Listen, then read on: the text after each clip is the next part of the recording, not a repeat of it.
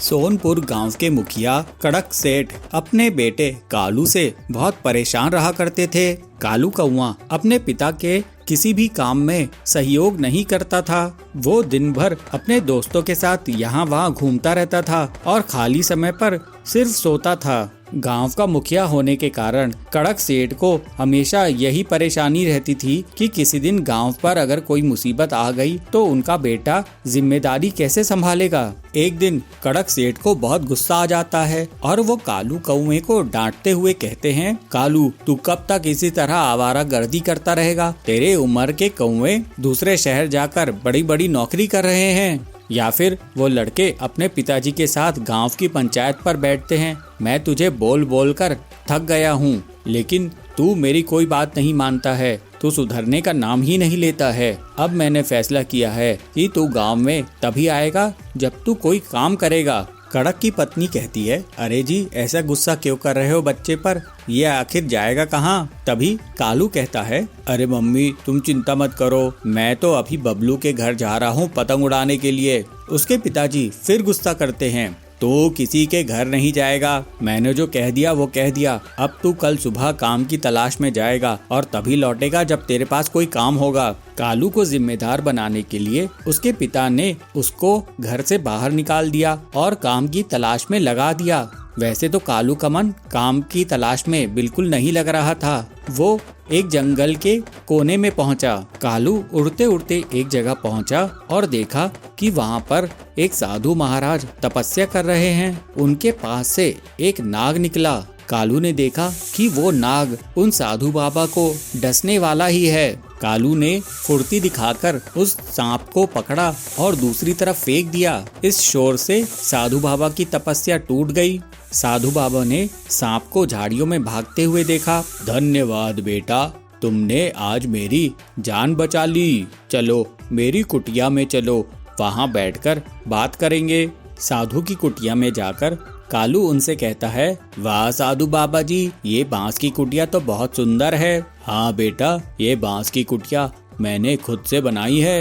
एक एक बांस को जोड़ जोड़ कर बहुत मेहनत से इस कुटिया को मैंने तैयार किया है। ये सुनकर कालू कहता है, साधु बाबा जी क्या मैं आपके साथ थोड़े दिन रह सकता हूँ। हाँ हाँ बेटा, बिल्कुल रह सकते हो। फिर कालू साधु बाबा के पास रहने लगा और उनकी अच्छे से सेवा करने लगा। कालू साधु बाबा के पास रहकर बांस से घर बनाना सीख गया। फिर एक दिन साधु बाबा कालू से बोले, कालू बेटा अब मेरा यहाँ से जाने का समय आ गया है। अब मैं दूसरी जगह जाऊंगा और तुम्हारा भी अपने गांव वापस जाने का समय आ गया है। कालू कहता है, लेकिन साधु बाबा जी मेरे पिताजी ने मुझे निर्देश दिए हैं कि जब तक मैं कोई काम धंधा नहीं ढूंढ लेता मैं गांव वापस नहीं जा सकता। काम तो तुमने सीख लिया कालू, बांस के घर बनाने का, ये भी बहुत मेहनत का काम है। अब तुम अपने गांव जाओ और वहां पर बांस के घर बनाने शुरू कर दो। यही काम तुम शुरू कर दो, एक दिन ये बांस के घर तुम्हारे बहुत काम आएंगे। कालू साधु बाबा से विदा लेकर वापस गांव पहुंच जाता है और अगले दिन बांस मंगाकर वो बांस के घर बनाना शुरू कर देता है। उसे बांस का घर बनाता देख उसके पिता नाराज हो जाते हैं और अपनी पत्नी से कहते हैं, अरे इस लड़के को मैंने काम धंधा ढूंढने के लिए भेजा था और ये बांस का घर बनाना सीख कर आया है। उसकी पत्नी कहती है, हाँ पर ये बांस के घर कितने मजबूत और सुंदर दिख रहे हैं। अरे लेकिन ये घर किस काम के हैं, इस घर में कौन रहना चाहेगा। गांव में सबके अपने अपने घर, अपनी अपनी जमीन जायदाद हैं। कालू बहुत मेहनत करके पूरे गांव में जगह जगह बांस के घर बना देता है। कुछ दिनों बाद बारिश का मौसम आ गया। इस बार बारिश बहुत जोरों की हुई और बारिश रुकने का नाम ही नहीं ले रही थी। इस वजह से गांव की नदी में उफान आ गया और गांव बाढ़ की चपेट में आ गया। गांव के पक्षी बहुत घबरा गए, उनके घरों में पानी भर गया था। वे इधर उधर शरण के लिए भाग रहे थे। तभी उन्हें बांस के घर दिखाई दिए। ये बांस के घर काफी ऊंचे बने थे और इसके छत तक पानी नहीं पहुंच रहा था। पूरा गांव कालू के बांस के घरों में शरण लेता है। कालू का पिता कड़क और उसकी माँ वे भी बांस के घर में रहने लगते हैं। कालू अपने पिता से कहता है, पिताजी, मुझे साधु बाबा ने कहा था कि एक दिन ये बांस के घर हमारे बहुत काम आएंगे। पूरा गांव बाढ़ की चपेट में आ गया है, लेकिन ये बांस के घर नहीं डूबे। इस वजह से पूरे गांव के लोग अभी सुरक्षित हैं। हाँ कालू बेटा, तुमने जो किया है वो तो मैं भी नहीं कर सकता था। मुझे तुम पर बहुत गर्व है कालू, तुमने बहुत अच्छा काम किया है। कुछ दिनों बाद बाढ़ का पानी गांव से उतर गया। फिर सब कुछ सामान्य हो गया और पूरा गांव कालू की बहुत तारीफ करने लगा। वो अपने गांव वालों की हर मुसीबत में मदद करने लगा। उसके पिताजी भी उसके इस बदलाव से बहुत खुश थे।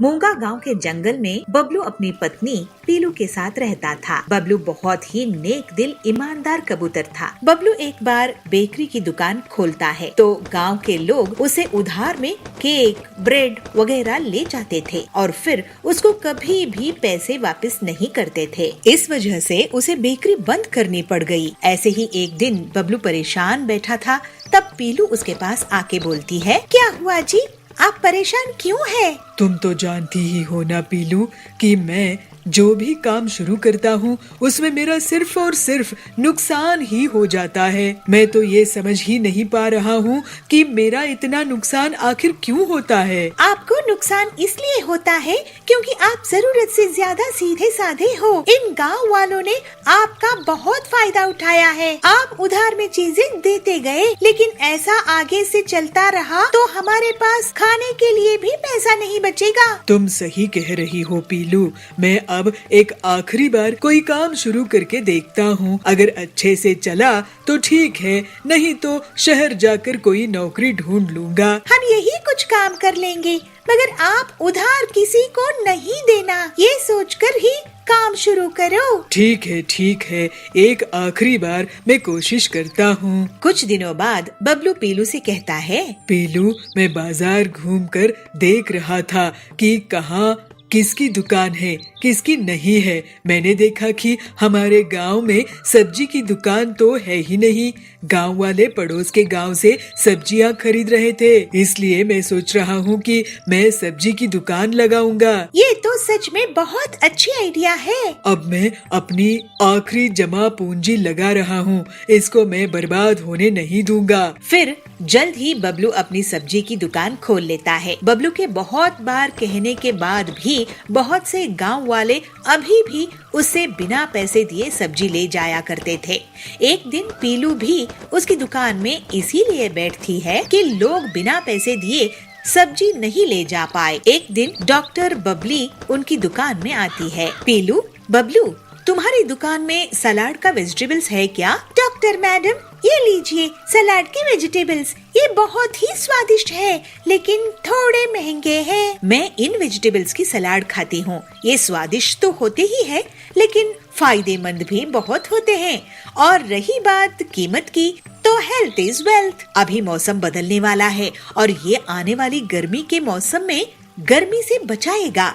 मुझे ये 5 किलो दे दो। डॉक्टर बबली की जाने के बाद पीलू बबलू से कहती है, सुनिए जी, डॉक्टर मैडम क्या कह रही थी? सुना ना आपने कि इस साल बहुत गर्मी होने वाली है और गर्मी से बचने के लिए वेज सलाद फायदेमंद होगा। हाँ, अगर ऐसा होगा तो वेज सलाद से लोगों को गर्मी में बहुत फायदा होगा। इसका मतलब हम खुद ही वेज सलाद बेच सकेंगे और पूरे गांव में हमारे अलावा कोई नहीं है। देखो, गांव वाले ऐसे ही इसे नहीं खरीदेंगे। हम क्यों ना एक प्लेट बनाकर उसको बेचें? कुछ ही दिनों में लोगों को गर्मी से परेशानी होना शुरू हो जाता है और डॉक्टर बबली सबको वेज सलाद खाने की सलाह देती है। इस तरह से बबलू और पीलू की दुकान में भीड़ इकट्ठा होने लगती है। सुनिए गांव वालों, भाई और बहनों, मैं आप लोगों को अब से उधार में कुछ नहीं दूंगा। आपको अपनी सेहत का ख्याल रखना है तो पैसा देकर वेजिटेबल सलाद खरीदो। बबलू की बात सुनकर लोग सोच में पड़ जाते हैं, लेकिन फिर गर्मी के बुरे प्रभाव से बचने के लिए वो पैसे देते हैं। इस तरह से लोगों की सेहत को भी नुकसान नहीं होता है और वो सब अब सबक ले लेते हैं कि कोई भी अच्छी चीज मुफ्त में नहीं मिलती है। फिर कुछ ही दिनों में बबलू और पीलू बहुत अमीर हो जाते हैं। इस तरह सभी खुशी खुशी रहने लगे। पूरे गांव में बबलू के बाइक ट्रैक्टर को लोग आश्चर्य से देख रहे थे और बबलू खेती करने लगता है। पीलू उस खेत में बीज बोने लगती है। एक जंगल में पीलू चिड़िया अपने पति बबलू के साथ रहा करती थी। पीलू वड़ा पाव बेचकर अपना घर का खर्च चलाया करती थी। जंगल के पक्षी पीलू चिड़िया के ठेले से वड़ा पाव खरीदकर मजे से खाते थे। पीलू के वड़ा पाव की बिक्री देखकर कालू कौवा उससे बहुत जलता था और एक दिन कालू कौवे ने भी अपना ठेला पीलू के ठेले के सामने लगा दिया। कालू आवाज लगाकर वड़ा पाव बेचना शुरू कर देता है। आओ आओ वड़ा पाव खाओ, गर्मा गर्म पंजाबी वड़ा पाव खाओ। अरे हरिया काका इधर आओ, वहाँ कहाँ जा रहे हो वड़ा पाव खाने? अरे मेरा वड़ा पाव खाओगे तो सब खाना भूल जाओगे। इस तरह से कालू के आवाज देने पर हरिया काका उसके पास जाते हैं। अरे कालू, तूने भी वड़ा पाव की दुकान लगा ली? देखूं तो सही तेरे वड़ा पाव में कितना दम है, जरा एक प्लेट दे। अगर अच्छे नहीं हुए तो मैं तुझे पैसे नहीं दूंगा। अरे हरिया काका, एक बार खा के तो देखो, डबल लोगे। फिर हरी काका कालू के वड़ा पाव खाता है और उसकी बहुत तारीफ करता है। अरे वाह कालू, तूने तो बहुत ही कमाल के वड़ा पाव बनाए हैं। अब से मैं तेरी ही दुकान में आऊंगा। इसके बाद से तो कालू की दुकान निकल ही पड़ी। जो भी पक्षी उसके वड़ा पाव खाता उसकी बहुत तारीफ करता। कालू की दुकान चलने से पीलू को अपने वड़ा पाव बेचने में परेशानी आने लगी। इस तरह कई दिन निकल जाते हैं। पीलू को बहुत नुकसान होता है क्योंकि अब उसके ठेले में कोई भी पक्षी नहीं जाता था। पीलू सोचती है, मैं ऐसा क्या करूं जिससे मेरे ठेले में फिर से भीड़ लगनी शुरू हो जाए, फिर से लोग मेरे वड़ा पाव खाने लग जाएं। मुझे कुछ न कुछ करना ही होगा, नहीं तो मेरी दुकान ही बंद हो जाएगी। ऐसा सोचकर पीलू कालू कौवे के पास जाती है और कालू से कहती है, कालू भैया, आप वड़ा पाव में ऐसा क्या मिलाते हो जिससे सभी आपके यहाँ वड़ा पाव खाने आने लगे हैं? आप भी अगर मुझे सीक्रेट बता दो तो मैं कहीं दूर जाकर वड़ा पाव का ठेला लगा लूंगी, जिससे मेरी भी आमदनी फिर से शुरू हो सके। ऐसा सुनकर कालू उस पर गुस्सा करता है।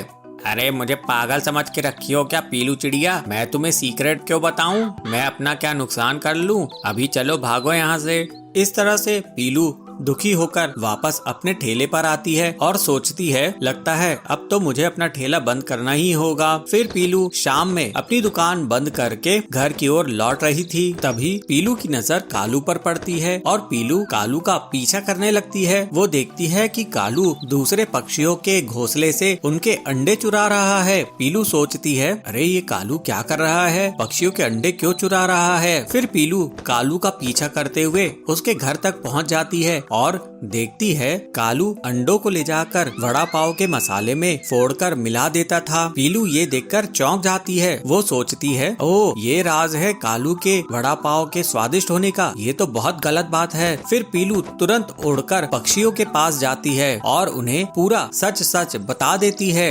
चिड़िया पीलू से कहती है, पीलू बहन, कल ही मेरे दोनों अंडे चोरी हो गए थे। मुझे लगा कि दुष्ट चीलू ने उन्हें चुरा कर ले गया है। दूसरी चिड़िया कहती है, हाँ बहन, परसों मेरे भी अंडे मेरे घोंसले से गायब हो गए थे। मुझे लगा कि कोई नाग सांप लेके चला गया है। हरिया काका कहते हैं, चलो चलकर हम उस बदमाश कालू को पकड़ते हैं और उसकी अच्छे से पिटाई करते हैं। वो हमारे अंडे हमें ही खिला रहा है। फिर सभी पक्षी कालू के घर पर धावा बोल देते हैं, क्यों रे कालू, तू कितना बदमाश है, तू हमारे अंडे चुराकर हमें ही वड़ा पाव में मिलाकर खिला रहा था। अरे तुझे शर्म है कि नहीं? हाँ कालू भैया, तुमको शर्म है कि नहीं? ये क्या तरीका है? तुम हमारे बच्चों को मार रहे हो, उन्हें पैदा ही होने नहीं दे रहे हो और उन्हें हमें ही खिला रहे हो। तुम इस जंगल में रहने के लायक नहीं हो। इतना कहकर पक्षी कालू की बुरी कदर पिटाई कर देते हैं। पिटाई खाकर कालू जंगल छोड़कर भाग जाता है। कालू के भाग जाने के बाद से सभी पक्षियों के अंडे फिर से सुरक्षित हो जाते हैं और पीलू की वड़ा पाव की दुकान एक बार फिर से चल पड़ती है। अब पीलू अपनी मेहनत से अच्छा खासा पैसा कमाने लगती है। इस तरह सभी पक्षी अब खुशी खुशी रहने लगते हैं। भागलपुर गांव में पति पत्नी पीलू और बबलू किसानी करते थे। वो लोग बहुत ईमानदार थे और कम आमदनी में भी गुजर बसर कर रहे थे। बबलू खेत में कुएं से पानी निकालता था और पूरे खेत में सिंचाई करता था, लेकिन खेत में मेहनत करने के बाद भी उनके खेत में फसल नहीं होती थी। वो लोग बहुत तरह की फसल उगाने की कोशिश करते हैं, लेकिन एक भी फसल नहीं उगती है। सुनिए जी, खेत में कोई भी फसल नहीं उगती है। हमारे ऊपर बहुत कर्ज है, लोग पैसे मांगने आते रहते हैं। मैं सोच रही थी कि मैं कहीं पर मजदूरी करने लगती हूँ, क्या किसी के घर में काम करने लगती हूँ। कम से कम घर में खाना खाने लायक पैसा तो आएगा। इस खेत में कितनी ही काम करो, बेकार है। अरे नहीं पीलू, मैं इस खेत को नहीं छोड़ सकता हूँ। मेरे दादाजी ने और मेरे पिताजी ने ये खेत मुझे दिए हैं। मैं इस खेत में अगर किसानी बंद कर दूंगा तो अपने पूर्वजों को क्या मुंह दिखाऊंगा।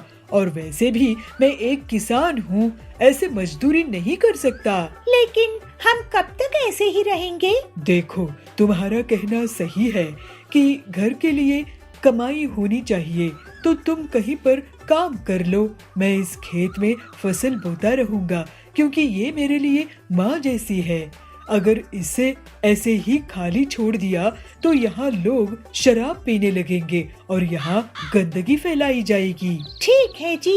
फिर पीलू लोगों के घर काम करने लगी और बंटी खेती जारी रखता है और बहुत दिनों तक वो ऐसे ही धूप में मेहनत करता था। एक दिन उसे अचानक चक्कर आ जाता है और वो बेहोश हो जाता है। तो पीलू उसको डॉक्टर के पास ले जाती है। डॉक्टर साहब, देखिए इन्हें क्या हुआ है। सुनो बबलू भाई, आप अब बहुत कमजोर हो गए हो। धूप में काम कर करके कुछ महीने आराम करो। लेकिन अभी तो बीज बोने हैं, मैं आराम नहीं कर सकता।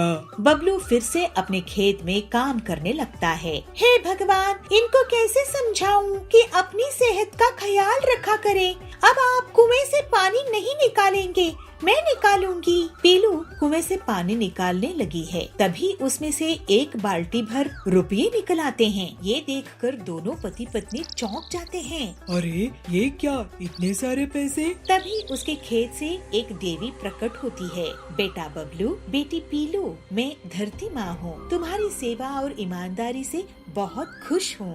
बबलू, आज के इस लालच के जमाने में तुमने गरीबी झेली, लेकिन अपना खेत नहीं बेचा। इतने सालों तक मैं तुम्हारी परीक्षा ले रही थी और तुम्हारी फसल नहीं उगने दे रही थी, लेकिन तुमने अपनी उम्मीद नहीं छोड़ी। अब तुम्हारे इस कुएं से पैसे निकलेंगे और तुम और जमीन खरीदकर लोगों के लिए अनाज उगाओ, उनका पेट भरो। मेरा आशीर्वाद है तुम पे। ऐसा कहकर देवी वहाँ से चली जाती है और उनके वरदान के कारण दोनों पति पत्नी का जीवन हंसी खुशी बीतने लगता है।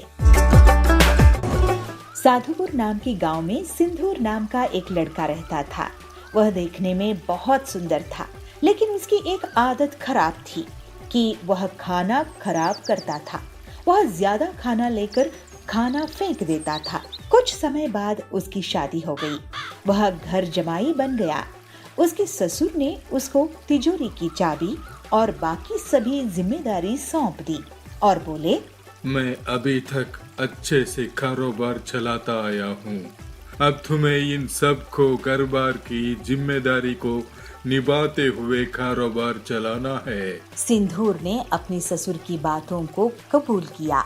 सिंदूर इसके बाद अपने पत्नी को बार बार कभी खाना, कभी चाय और कभी नाश्ता करवाते सताते रहता था। अब उसकी ससुर को इसके बारे में पता चला तो वह सिंदूर को बोले, तुम्हें दिन भर में जो चाहिए एक बार में क्यों नहीं बोल देते? तो सिंदूर उदासी से कहता है, मैं तो एक साथ बोलता हूँ, लेकिन वो कम पड़ जाता है। सिंदूर के ससुर ने इसके बाद पकाया हुआ खाना कहाँ जाता है इसकी पता लगाने के लिए रसोई में थोड़ी नजर रखनी शुरू कर दी। कुछ दिन रसोई में देखने पर उनको पता चला कि सिंदूर की मांग के अनुसार ज्यादा खाना बनता और वह पूरा न खाने की वजह से बहुत सारा खाना फ्रिज में पड़ा रहता था। इसको देख के चिंतित ससुर सिंदूर को खाने की अहमियत के बारे में सिखाने की ठान ली।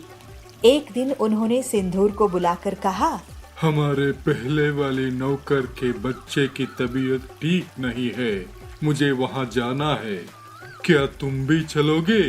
सिंदूर भी अपने ससुर के साथ जाने के लिए तैयार हो गया।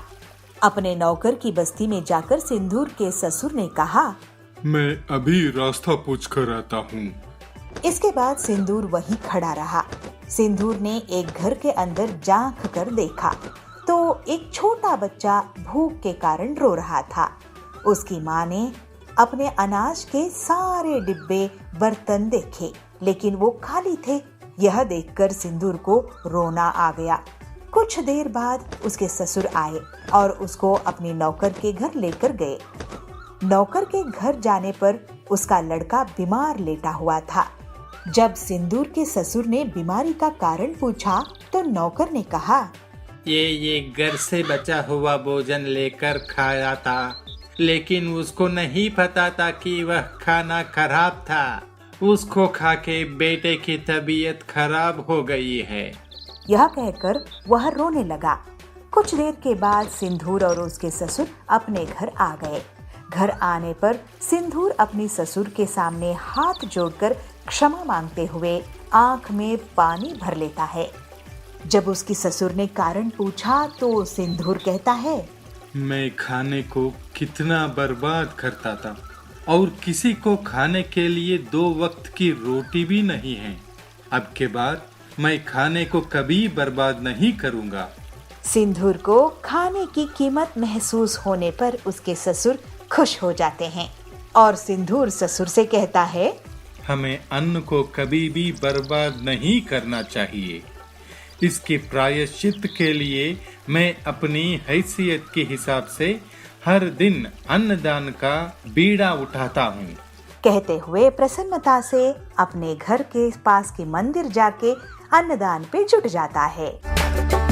हीरापुर गांव के जंगल में कड़क सेठ बहुत ही अमीर, लालची और धोखेबाज सेठ था। उसके बेहिसाब संपत्ति थी। पेट्रोल पंप, फिल्म थिएटर, गाड़ियों का कारोबार, सोने हीरे की दुकानें वगैरह थी। कड़क जल्द ही एक मॉल भी शुरू कर देता है। पीलू उसी गांव में एक छोटी सी किराना दुकान चलाती थी, लेकिन आजकल उसकी दुकान में भीड़ नहीं रहती थी। वो काफी परेशान रहने लगी। उसी समय टिल्लू आता है। पेला दे दे, एक कोल्ड ड्रिंक देना तो। ये लो कोल्ड ड्रिंक। टिल्लू भैया, आजकल ज्यादा लोग मेरी दुकान में आते नहीं हैं। क्या तुम बता सकते हो ऐसा क्यों है? हाँ, आजकल क्या है ना, सभी चीज ऑनलाइन ही मिल जाती है। माचिस से लेकर कार तक सब कुछ ऑनलाइन इंटरनेट में मिल जाता है। और देखो, एक डिलीवरी बॉय जा रहा है। अच्छा, तो ये लोग हैं जो सामान डिलीवर करते हैं ऑनलाइन कंपनियों के लिए। लेकिन इसमें हम छोटे दुकानदारों का क्या फायदा है? तुम ऐसा करो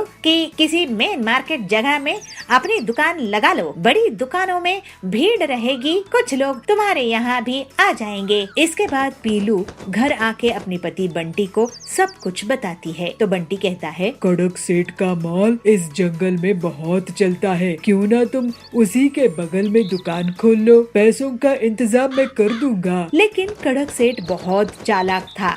जैसे ही उसे पता चला कि पीलू उसके मॉल के बगल में दुकान खोलना चाहती है, तो वो उसे एक सौदा कर लेता है। देखो बंटी, पीलू मेरे मॉल के सामने तुम्हारी दुकान की कोई औकात नहीं रहेगी। तुम एक दुकान मुझसे खरीद लो, 5 लाख रुपए में, उसी में तुम्हारी भलाई है। अगर आप हमें 5 लाख में दुकान देंगे तो हम ले लेंगे कड़क सेठ। तो पीलू कहती है, ठीक है, हम ऐसा ही करते हैं। लेकिन बहुत दिन गुजर जाने के बाद भी उनकी दुकान उन्हें कड़क सेठ नहीं देता है। दोनों पति पत्नी उसके पास जाते हैं। कड़क सेठ, आप हमें हमारा पैसा वापस दे दीजिए, हमें आपसे दुकान नहीं खरीदनी है। ठीक है, ये लो 1 लाख रुपए। पीलू कहती है, लेकिन हमने आपको 5 लाख दिए थे ना। तो कड़क कहता है, तो मैंने कहा है क्या बुकिंग कैंसिल कराने के लिए? अब बुकिंग करोगे तो 10 लाख लूंगा। चलो भागो यहाँ से, नहीं तो ये भी नहीं दूंगा। दोनों पति पत्नी दुखी मन से घर आते हैं। तो पीलू कहती है, अब हम क्या करेंगे जी, हमारी पूरी संपत्ति खर्च हो गई है। मुझे सोचने दो, कोई न कोई रास्ता तो निकलना होगा। फिर बंटी अपने दोस्त हरिया के पास जाता है। वो एक ऑटो मैकेनिक था। उसके पास एक पुरानी गाड़ी थी। बंटी अपने दोस्त से पूरी बात कहता है और हरिया उसे उस गाड़ी का उपयोग बताकर एक आइडिया देता है। बंटी बहुत खुश हो जाता है। वो घर आकर पीलू को अपना प्लान बताता है तो पीलू कहती है, ये तो वाकई बहुत अच्छा प्लान है। अगले दिन बंटी गाड़ी में पूरी किराना दुकान सजाकर निकलता है। लोग बड़ी हैरानी के साथ उसे देखते हैं। तभी जाबाज कहता है, अरे ऐसे सुपरमार्केट तो मैंने पहले कभी नहीं देखा। तो बबली कहता है, वाह वाह बंटी भैया, पीलू दीदी, आप लोगों ने तो कमाल ही कर दिया है। अब से मैं आपके इस गाड़ी सुपर बाजार से ही सामान खरीदूंगा। तो बंटी कहता है, ये गाड़ी सुपर बाजार पूरे जंगल वालों के लिए सबसे सस्ती दुकान है। मॉल भूल आओ, वहाँ का महंगा सामान भूल जाओ। यहाँ गाड़ी सुपर बाजार से किफायती कीमत में सामान खरीदो। हमारी गाड़ी बाजार आपके पास एक फोन कॉल में खुद ही चल कर आएगी। आपको ऑनलाइन ऑर्डर करने की परेशानी से बचाएगी और मॉल जाने की तकलीफ से भी आपको छुट्टी मिलेगी। इस तरह से बंटी और पीलू अपना गाड़ी सुपर बाजार चलाने लगते हैं और जंगल के पक्षी उनको बुला बुलाकर उन्हीं के यहाँ सामान खरीदने लगते हैं। जल्द ही कड़क का महंगा मॉल बुरी तरह से नुकसान में चला जाता है और जो उसने बैंक लोन लिया था वो नहीं चुका पाता है। इस वजह से उसे जेल हो जाती है। फिर पीलू और बबलू हंसी खुशी अपना जीवन बिताने लगते हैं।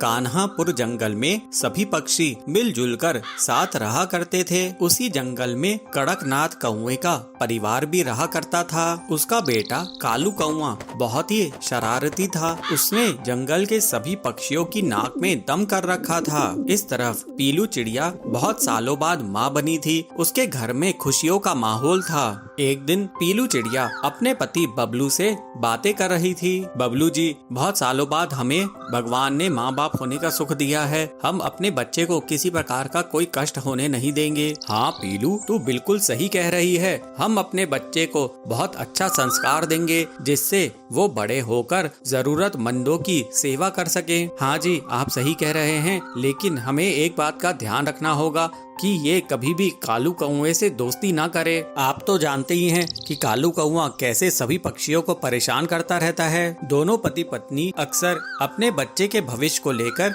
चिंतित रहते थे। धीरे धीरे दिन बीतने लगते हैं। एक बार बबलू भोजन की तलाश में बाहर जा रहा था। तब पीलू अपने बेटे से कहती है, चिंटू, हम लोग भोजन की तलाश में जा रहे हैं, तुम अपने घोंसले में ही रहना। अगर कालू कौवा आता है तो तुम उसके साथ नहीं खेलना। ठीक है मम्मी पापा, मैं घोंसले में रहकर आप लोगों का इंतजार करूंगा और किसी के साथ भी नहीं खेलूंगा।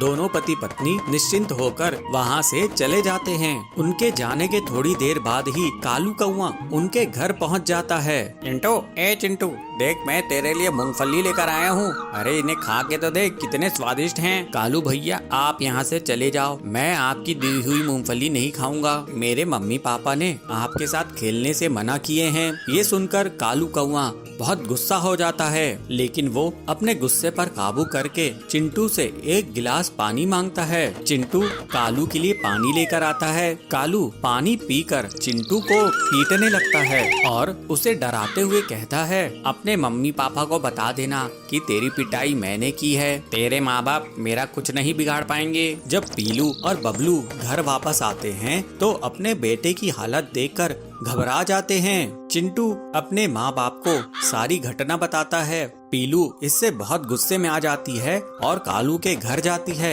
उस समय कालू का पिता कड़कनाथ घोंसले के बाहर ही बैठा था। पीलू गुस्से में उससे कहती है, कड़कनाथ भैया, अपने बेटे को संभालो, वो बहुत बदमाश है। उसने मेरे बेटे को बहुत बुरी तरह से पीट दिया है। एक दिन उसकी हरकतों के कारण आपको बहुत शर्मिंदगी उठानी पड़ेगी। पीलू की आवाज सुनकर सुंदरी कौवी घर से बाहर निकलती है और कहती है, पीलू, जब से तुम माँ बनी हो तब से तुम बहुत घमंडी हो गई हो। मेरा बेटा घर के अंदर पढ़ाई कर रहा है, तुम्हारा बेटा झूठ बोल रहा है। अब तुम जाओ यहाँ से। मेरा बेटा बहुत सीधा साधा है, तुम मेरे बेटे की आइंदा से शिकायत नहीं करना। इस तरह से सुंदरी पीलू को डरा धमका देती है और वहाँ से भगा देती है। कुछ दिनों बाद कालू कौआ फिर से बदमाशी के लिए किसी को ढूंढ रहा होता है। थोड़ी दूर में वो देखता है कि जिगर बाज का बेटा अपने घोंसले में अकेला है। उसे अकेला देखकर कालू उसकी बहुत बुरी कदर पिटाई कर देता है। जब इस बात का पता बाज को चलता है तो वो अपने साथियों के साथ कालू कौए के घर पर धावा बोल देता है और कालू कौए की बहुत बुरी कदर पिटाई कर देता है। कालू की पिटाई रोकने के लिए उसका पिता कड़क भी बीच बचाव करने आता है, लेकिन उसकी भी पिटाई हो जाती है। फिर सुंदरी सोचती है, अरे कालू, तेरी वजह से तेरी तो पिटाई हुई, तेरे पिताजी की भी पिटाई हो गई। तू बहुत ही बदमाश है। आइंदा से तूने किसी के साथ भी बदमाशी की तो मैं ही तेरे हाथ पांव तोड़ दूंगी। इस तरह से कालू की बदमाशी के कारण उसके परिवार को शर्मिंदगी उठानी पड़ती है। पीलू सुंदरी से कहती है, मैं कहती थी ना सुंदरी बहन, एक दिन तुम्हें कालू के कारण शर्मिंदगी उठानी पड़ेगी। अब कैसा सबक मिला तुमको? अब से कालू अपनी बदमाशी करना बंद कर देता है और सभी बच्चे फिर से सुरक्षित हो जाते हैं।